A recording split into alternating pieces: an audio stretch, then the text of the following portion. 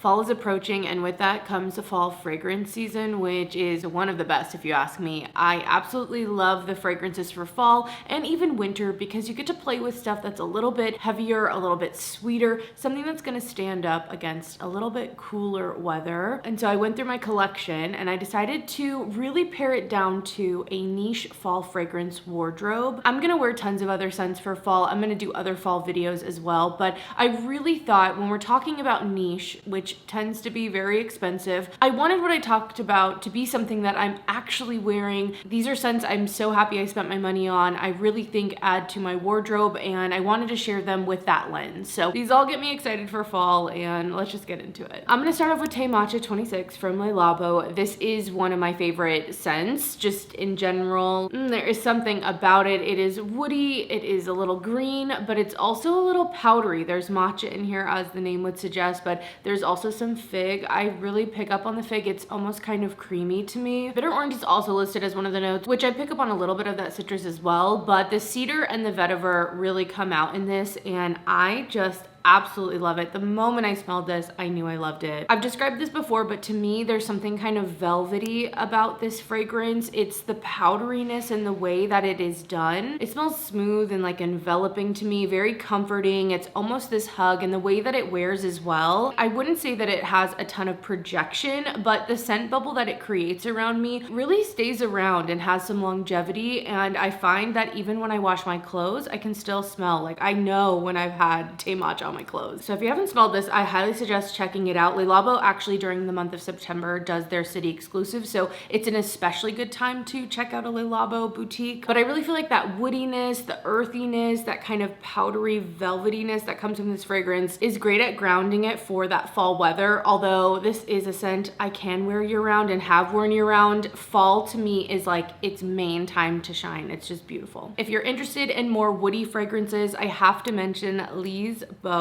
This one has been around for a while. Honestly, you're not gonna see a lot of like new stuff in this video. I really wanted these to be tried and trues, things that I've maybe had a few seasons and know how I wear, know how I like them. And Bo is such a great dry woody scent. When I smell this, I immediately think of the leaves falling, they're turning orange. Like I'm on a hike in the woods, like I am. It's woody and aromatic, and it also has a little bit of vanilla. By no means is this fragrance sweet though, so don't take that as like it's gonna be a sweet, yummy vanilla. It's not like that. It just kind of rounds out those really dry woods that I smell from this. I feel like the notes really give you an idea of this fragrance, but also think of all these in, I feel like, the more lighter and kind of airier way that they could possibly be. So we have LME resin, tobacco, there's some Chiara incense, sequoia, cedar, vanilla, and gaiac wood in here. So good. If you like autumn vibes, but you're looking for something even a little more woody, and I get almost like an airiness from this, I would definitely check this one out. I just think it is so fall. Like, it is literally the picture of the trees turning orange, piles of leaves. Like, this is almost nostalgic to smell. And I lived in Arizona, so like how many memories do I even have of trees? I don't know, but like it smells like the pictures, okay?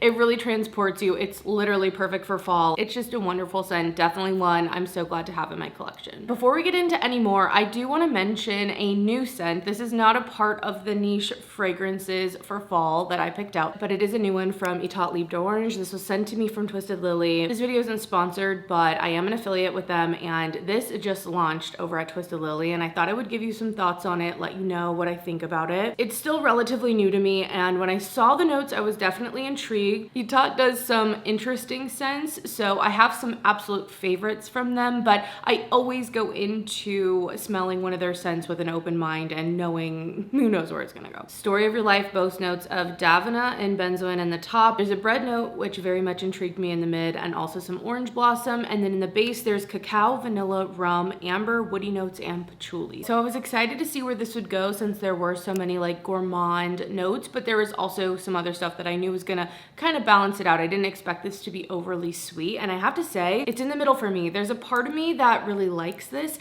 and there's a part of me that's like, maybe it's a little too heavy or just not right for me. I do pick up on the bread note, and on the skin, I really love it, like right, I wouldn't say right at the very beginning, but not in the deep dry down either. I feel like the vanilla comes out, there is a sweetness, there's a little bit of that breadiness, nothing over the top. top and nothing so photorealistic that you literally smell like bread, but I get it. I definitely smell it. There is something about this fragrance that's a little bit heavier, a little bit bodied, I guess, and I'm almost surprised there's not like a leathery note. When I first smelled this, I was like, oh, is there leather or something like that in here? I don't know if it's the patchouli. It could even be the way that the amber's done. Sometimes I really love amber. Sometimes I'm like not about it. This one I feel like is a little bit more on the powdery side, but then in the deep dry down, you get almost like a syrupiness, and I feel like that might be some of the rum, again, some of the cacao. It's definitely interesting, and like I said, I feel like I'm in the middle on this one. I could see myself really growing to love it. I think it's a perfect release for fall, and I kind of appreciate that. It has a lot of notes I enjoy, but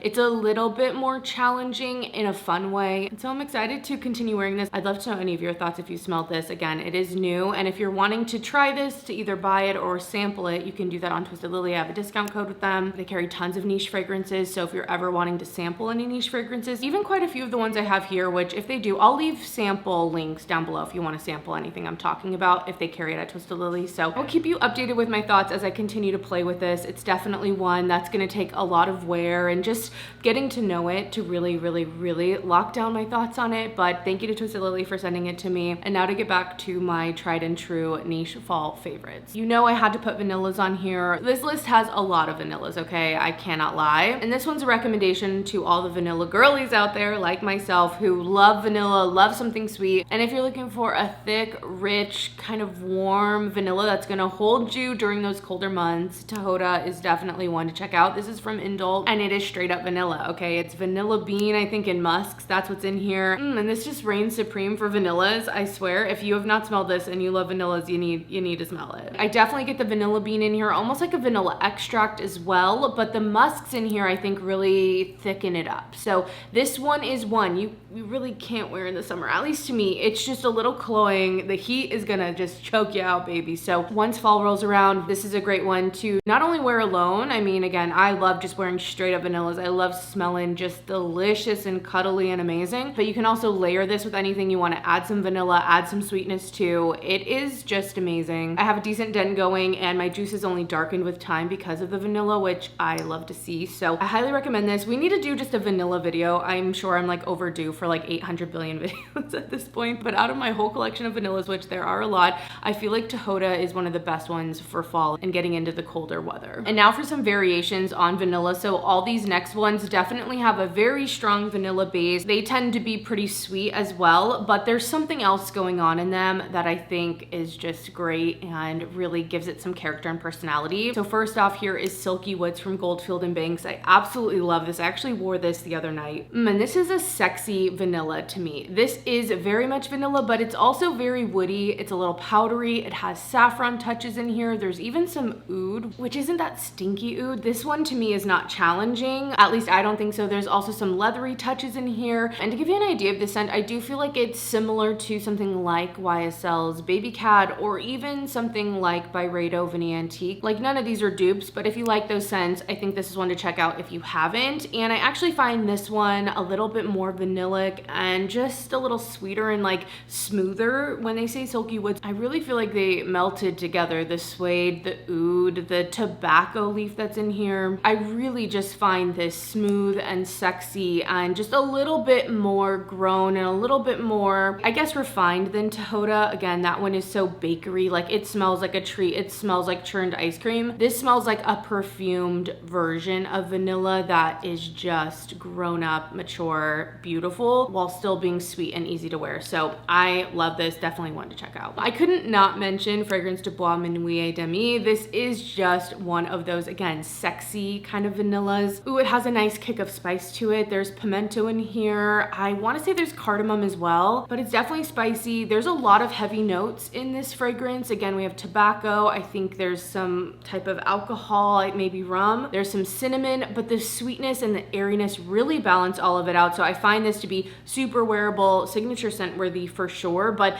I think there's something just special about it for fall, definitely. This just feels like such a classy gourmand to me. I absolutely love it. Like, it is amazing. It's so good. I think this is still available. It was a collab with Demi, but I think it's still available. I hope so. If not, I would probably re-up, to be honest. I love it that much. It is one that I bought for my birthday. Just such a stunning fragrance. And when I look at my fall fragrance tray, this kind of fall fragrance wardrobe that I picked, it feels so personal to me. I have memories with these scents, but also it's a fall capsule of like what I personally like, what I think of as fall, what scents I'm actually gonna wear for fall, not just scents that could be worn in fall. And I really couldn't have that tray without this scent. One of the heavier scents I feel like on this tray is Initio's Side Effect. This is one that is thick, it's syrupy, it's in your face, but it is oh so delicious. And it really needs that cool down of the weather, I think, to be worn. Like, if not, again, a really cloying one that's gonna choke you out. It's definitely boozy, but the mix of the rum, cinnamon, saffron, and the tobacco that's in here, I feel like it almost pushes it to the edge of medicinal. Like, there's something going on like that, but in a good way. Like, I think it just is powerful. It's not one to overspray. Like, again, even in the colder weather, it might choke you out, but nonetheless, I think it's beautiful. It's definitely one I wear on specific events when I want my perfume to stand out for sure, and also hold up. I mean, this will take you not only into fall, but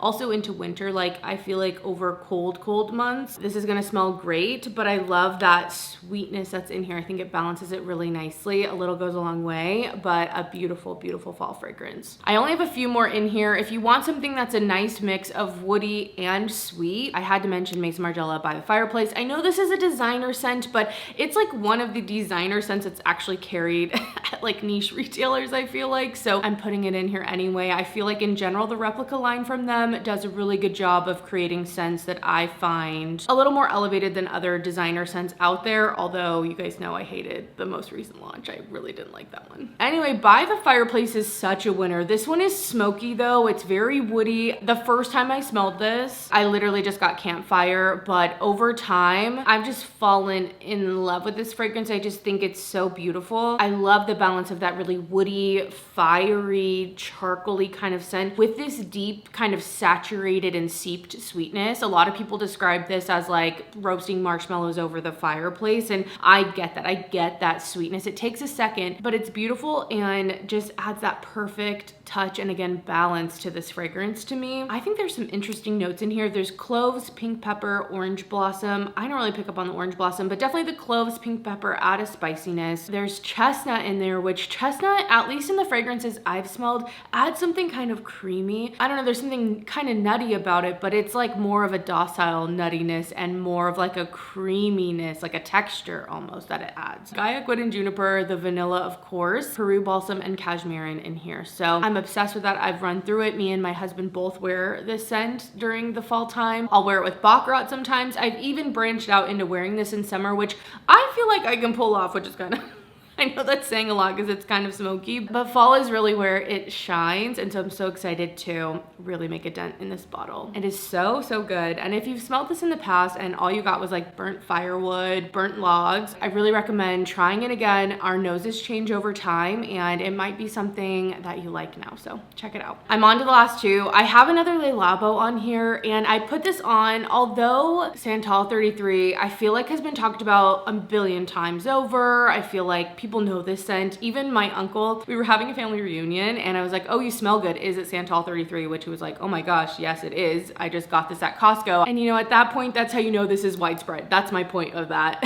That all being said, there's no denying this is an amazing scent. If you want something woody, leathery, just has a je ne sais quoi, especially in the dry down and in the sillage of this fragrance, it's sexy, okay? I love this as a unisex scent. The way the woods are in here, that sandalwood, but also the cardamom that adds something spicy and warm and even a little powdery. There's a little bit of violet in here as well, which I think gives it a little lift. And the leather, it's all done in such a beautiful, beautiful way. And I think it's an amazing, not only signature scent, but I think it's a great fall fragrance. This is one I used to wear all the time. My husband wears it more than anything now, but Literally, he wore this the other day and I was just like, it's just good. There's a reason everyone's duping it. It is just a good freaking fragrance. And I think it really shines in fall. I just love it. I know it's overdone, but it's because it's good. It's because it's so good. I think it has great longevity. If you're gonna invest in a niche scent, I know a lot of people like to smell different from everyone else, and I get that. And if that's you, maybe Santal 33 isn't the one for you, but there's also just something about smelling freaking good, and there's a reason everyone loves this, and I think it's perfect for fall. And it's okay if what you like is quote unquote basic and well loved by a lot of other people. If that's what you're gonna wear, it's worth it to spend the money on it and enjoy it and love it. And last fragrance here, I feel like I'm melting. Although we're talking fall fragrances, it's definitely not fall weather quite here in LA. I thought I only had one more fragrance, but I actually have two. So let's talk about Dries van Noten. This is Soie Malaquais.